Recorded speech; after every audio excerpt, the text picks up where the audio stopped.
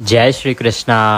आप सभी को भाद्रपद शुक्ल पक्ष एकादशी की ढेरों शुभकामनाएं। प्रिय भक्तों, आज के इस वीडियो में आप सुनेंगे इस एकादशी की व्रत कथा। भादों के महीने के शुक्ल पक्ष की जो एकादशी है उसके नाम अनेक हैं। कोई इसे वामन एकादशी के नाम से जानता है, कोई इसे परिवर्तनी एकादशी के नाम से जानता है, कोई इसे पद्मा कहता है, कोई जलझूलनी कहता है। परंतु ये एकादशी एक ही है, इसकी कथा भी एक ही है, जो शास्त्र कहते हैं, जो पुराणों में वर्णित है। आज जो भी श्रद्धालुगण एकादशी का व्रत कर रहे हैं, तो आपने सूर्योदय से पहले उठ के स्नान आदि करके और फिर व्रत पूजन का संकल्प करना चाहिए। संकल्प करने के बाद पूजन करना चाहिए। पूजन करके कथा श्रवण करनी चाहिए। पूजा की विधि क्या है, नियम क्या है, वो हमने पूजा विधि के वीडियो में आपको बता दिया था। अब हम कथा आरंभ करेंगे। आपसे निवेदन है कि यह भगवान की कथा का वीडियो है, तो कृपया वीडियो को एक बार लाइक अवश्य कर दीजिएगा। अपने व्रत की सफलता के लिए और भगवान का आशीर्वाद प्राप्त करने के लिए कमेंट बॉक्स में अवश्य लिखिएगा जय श्री हरि या ओम नमो भगवते वासुदेवाय। भगवान वासुदेव अवश्य ही आपके इस व्रत को पूर्ण करेंगे और आपकी मनोवांछित इच्छा पूर्ण होगी। आप देख रहे हैं देवभूमि ज्योतिष संस्थान का प्रतिष्ठित यूट्यूब चैनल देवभूमि धार्मिक। हम यहाँ पर सभी व्रत और त्योहारों की सही शास्त्रीय जानकारी प्रदान करते हैं। ज्योतिष शास्त्र और पंचांग के आधार पर आपको बताते हैं कौन सी तिथि कब है, व्रत आदि कब करना है, क्या विधि है, क्या नियम है। यदि आप सभी व्रत और त्योहारों की सही शास्त्रीय जानकारी प्राप्त करते रहना चाहते हैं, तो कृपया चैनल को सब्सक्राइब करें और बेल आइकन को प्रेस करें। जब आप सब्सक्राइब का बटन दबाएंगे तो वहाँ एक घंटी का निशान बना हुआ आएगा, उसको अवश्य दबाइएगा, तभी आपको हमारे वीडियो मिलेंगे, अन्यथा आपसे जानकारी छूट जाएगी। केवल सब्सक्राइब करने से आपको वीडियो नहीं मिलेंगे। सब्सक्राइब करें और उस घंटी के निशान को दबाएं, तब आपको सही जानकारियां प्राप्त होंगी। आइए अब आरंभ करते हैं एकादशी की कथा। यदि आपने संकल्प नहीं किया है तो संकल्प के लिए अपने सीधे हाथ में जल ले लीजिए। 1 रुपये का सिक्का दक्षिणा के रूप में कम से कम रखिए, अधिक जो भी रखना चाहें वह रख सकते हैं, या मानसिक संकल्प कीजिए। बोलिए ओम श्री विष्णु, ओम श्री विष्णु, ओम श्री विष्णु। अपना नाम, अपना गोत्र, जिस स्थान पर बैठकर आप संकल्प कर रहे हैं वहां का मकान नंबर, क्षेत्र का नाम, शहर का नाम, भाद्रपद मासे शुक्ल पक्षे वामन परिवर्तनी जलझूलनी एकादश्यायाम पुण्यतिथियो आयु आरोग्यता प्राप्त्यार्थाय सुख संपत्ति प्राप्त्यार्थाय भगवान श्री हरि विष्णु प्रसन्नार्थाय एकादशी व्रत पूजन संकल्पम संकरिष्ये। बोली सौ श्री विष्णु शरणौ शरणम प्रपद्ये। और यह संकल्प भगवान के चरणों में अर्पित कर दीजिए और फिर कथा सुनना आरंभ कीजिए। अगर आप पूजन कर चुके हैं तो उत्तम है, अन्यथा विधि हमने आपको बताई थी उसके अनुसार पूजन कीजिएगा। और ध्यान दीजिएगा, इस एकादशी का व्रत पारण सुबह सुबह नहीं करना है। आइए कथा शुरू करते हैं। महाराज युधिष्ठिर कहने लगे कि हे भगवान, भाद्रपद मास के शुक्ल पक्ष की जो एकादशी आती है उसका नाम क्या है, इसकी विधि क्या है, कैसे इसका व्रत करना चाहिए और इसका महात्म्य क्या है भगवान, ये मैं सुनना चाहता हूँ। तो हे वासुदेव, आप कृपा करके विस्तार पूर्वक कहिए। तब श्री कृष्ण कहने लगे, हे राजन, इस पुण्य, स्वर्ग और मोक्ष को देने वाली तथा सब पापों का नाश करने के लिए इससे बढ़कर और कोई उपाय ही नहीं है। यह सब कुछ देने वाली है। यह एकादशी आपके सभी मनोरथों को सिद्ध करने वाली है। जो मनुष्य इस एकादशी के दिन मेरी अर्थात वामन रूप की पूजा करता है, उससे तीनों लोक पूज्य होते हैं। आप पूजन करेंगे भगवान वामन की, और ऐसा मानिए कि आप तीनों लोकों की पूजा कर रहे हैं, इतना फल आपको प्राप्त होगा। अतः मोक्ष की इच्छा करने वाले सभी मनुष्य इस व्रत को अवश्य करें। भगवान कृष्ण कहते हैं कि जो कमल नयन भगवान का कमल से पूजन करते हैं वह अवश्य भगवान के समीप जाते हैं। मैंने आपको पूजा विधि में विशेष रूप से बताया है। पहले दिन से, जब से मैं इस एकादशी का वीडियो आपके लिए बना के अपलोड कर रहा हूं, तब से बताया है कि आपको इस एकादशी पर प्रयास करके भगवान नारायण को जब वामन रूप का अगर पूजन कर रहे हैं या जिस भी स्वरूप का पूजन करें, आपको कमल अवश्य अर्पित करना चाहिए। ये बड़ा ही कल्याणकारी है इस एकादशी पर। जो व्यक्ति इस एकादशी पर भगवान कमल नयन का कमल से पूजन करता है वह भगवान को अति प्रिय हो जाता है। उस पर भगवान सदा कृपा करते हैं। जिसने भाद्रपद शुक्ल पक्ष एकादशी को व्रत और पूजन किया उसने ब्रह्मा विष्णु सहित तीनों लोकों का पूजन कर लिया। अतः हरिवासर अर्थात एकादशी का व्रत अवश्य करना चाहिए। इस दिन भगवान करवट लेते हैं, इसीलिए इसको परिवर्तनी एकादशी भी कहते हैं।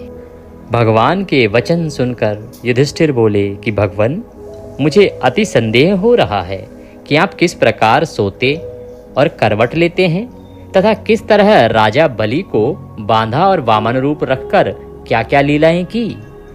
अरे चातुर्मास के व्रत की क्या विधि है तथा आपके शयन करने पर मनुष्य का क्या कर्तव्य है, सो आप विस्तार पूर्वक मुझसे कहिए।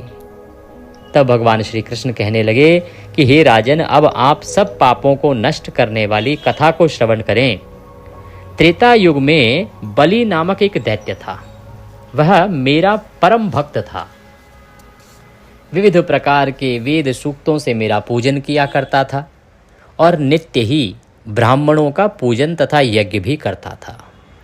परंतु इंद्र से उसका द्वेष था और इंद्र से द्वेष होने के कारण उसने इंद्रलोक तथा सभी देवताओं के लोकों को जीत लिया था।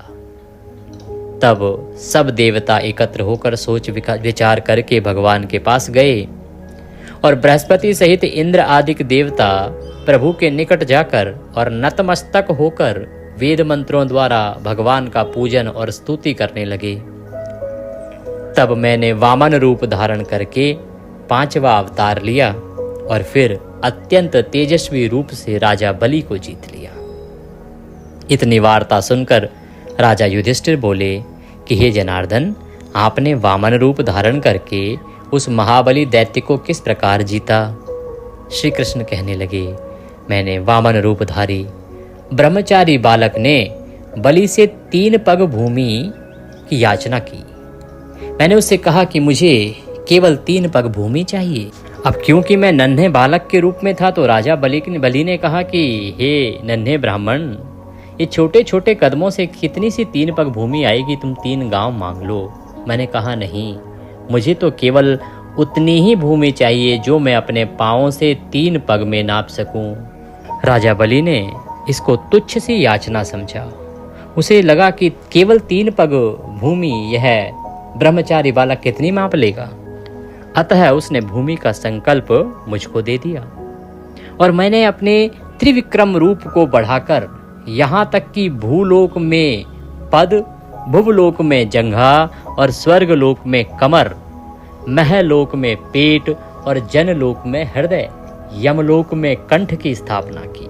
भगवान ने इतना विशाल रूप बनाया अपना कि ये जो लोक हैं इनमें भगवान के एक एक अंग ही समाहित हुए। इसके बाद सत्यलोक में भगवान का मुख स्थापित हुआ, उसके ऊपर मस्तक और उसके ऊपर सूर्य चंद्रमा आदि सब ग्रह, योग्य, नक्षत्र, इंद्र आदि देवता और शेष आदि सब नागगणों ने विविध प्रकार से वेद सूक्तों द्वारा भगवान की प्रार्थना की। तब मैंने राजा बलि को हाथ पकड़कर कहा कि राजन, 1 पग से पृथ्वी, दूसरे से स्वर्गलोक पूर्ण हो गए, अब तीसरा पग कहाँ रखूं, अब तो जगह ही नहीं बची जहां आपका अधिकार हो। तब बलि ने अपना सर झुका दिया और मैंने अपना पैर उसके मस्तक पर रख दिया, जिससे मेरा यह भक्त पाताल लोक को चला गया। फिर उसकी विनती और नम्रता को देखकर मैंने कहा कि हे बलि, मैं सदैव तुम्हारे निकट ही रहूंगा। विरोचन के पुत्र बलि के कहने पर वहां पर भाद्रपद शुक्ल परिवर्तनी एकादशी के दिन बलि के आश्रम पर मेरी मूर्ति स्थापित हुई और दूसरी क्षीर सागर में शेषनाग के पृष्ठ पर स्थापित हुई। हे राजन, इस एकादशी को भगवान शयन करते हुए करवट लेते हैं, इसीलिए तीनों लोकों के स्वामी भगवान विष्णु का उस दिन पूजन करना चाहिए। तांबा, चांदी, चावल और दही, इनका दान सर्वोत्तम है। जितना हो सके तांबा, चावल, चांदी और दही का दान आपको करना चाहिए। यहाँ पर आप में से बहुत सारे श्रोतागण कहेंगे, पंडित जी चावल तो एकादशी पर वर्जित है। हाँ, चावल वर्जित है, परंतु चावल को खाना वर्जित है। दान उत्तम है। एकादशी पर चावल का दान सदा करना उत्तम है। और इस एकादशी पर तो पुराण कहते हैं कि आपको तांबा दान करें, चाहे चांदी दान करें, चाहे दही दान करें और चाहे चावल दान करें, दान करना उत्तम रहता है। रात्रि को जागरण अवश्य करना चाहिए। जो विधि पूर्वक इस एकादशी का व्रत करते हैं वे सब पापों से मुक्त हो जाते हैं और सब पापों से मुक्त होकर इस पृथ्वी पर सुखपूर्वक जीवन व्यतीत करने के बाद स्वर्ग को जाकर चंद्रमा के समान प्रकाशित होते हैं और यश पाते हैं। उनका नाम दूर दूर तक फैलता है। जो मनुष्य इस पापनाशक कथा को पढ़ते या सुनते हैं या सुनाते हैं उनको 1000 अश्वमेध यज्ञ का फल प्राप्त होता है। भगवान कृष्ण कहते हैं कि हे राजन युधिष्ठिर, यह एकादशी अनेकों नामों से जानी जाती है। कोई इसे इस दिन मेरे वामन रूप धारण करने के कारण वामन एकादशी के नाम से जानता है, कोई इसे मेरे करवट बदलने के कारण परिवर्तनी एकादशी के नाम से जानता है, कोई इसे पद्मा एकादशी कहता है और कोई इसे जल झूलनी एकादशी कहता है। यह एकादशी अत्यंत पुण्यदायी है। यह एकादशी भाद्रपद मास के शुक्ल पक्ष की एकादशी होती है। इस प्रकार मैंने तुम्हें भाद्रपद शुक्ल पक्ष एकादशी की कथा और महात्म्य का वर्णन विस्तार पूर्वक किया है। इसके श्रवण करने मात्र से मनुष्य का कल्याण होता है और जैसा कि मैंने बताया उनको 1000 अश्वमेध यज्ञ का फल प्राप्त होता है। बोले विष्णु भगवान की जय। इसी के साथ यह एकादशी कथा यहाँ पर पूर्ण होती है। कथा करने के बाद आपने भगवान की आरती करनी है।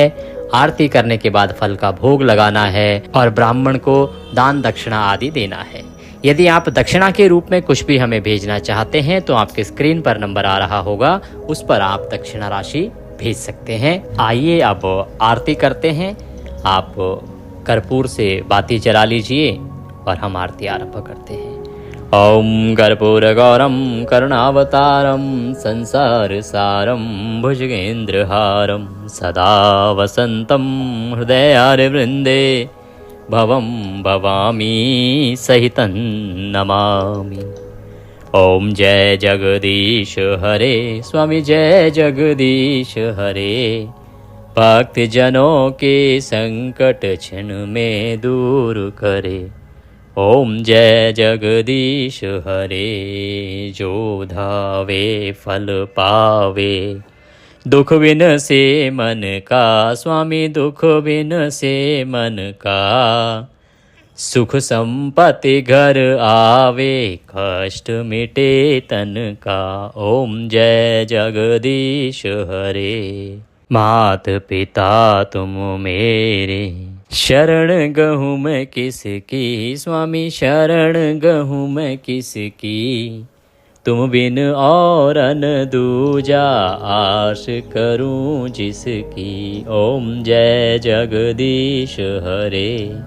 तुम पूर्ण परमात्मा तुम अंतर्यामी स्वामी तुम अंतर्यामी। पार ब्रह्म परमेश्वर तुम सबके स्वामी। ओम जय जगदीश हरे।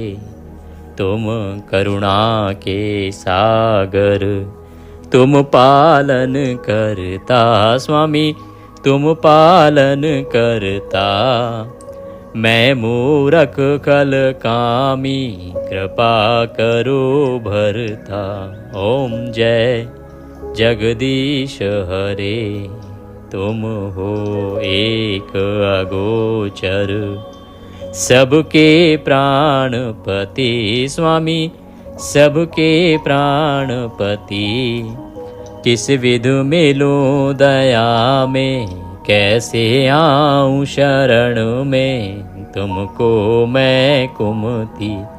ओम जय जगदीश हरे। दीन बांधो दुख हरता ठाकुर तुम मेरे स्वामी रक्षक तुम मेरे।